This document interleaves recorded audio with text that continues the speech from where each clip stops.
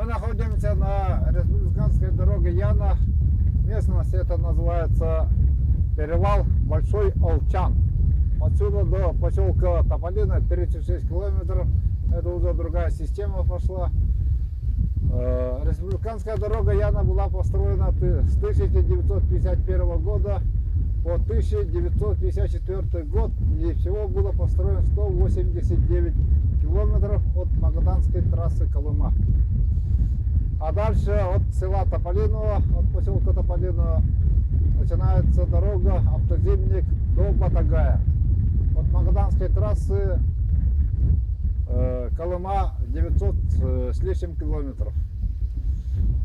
После реорганизации ГУЛАГа НКВД, Дальстроя НКВД, оно перешло в гражданское ведение.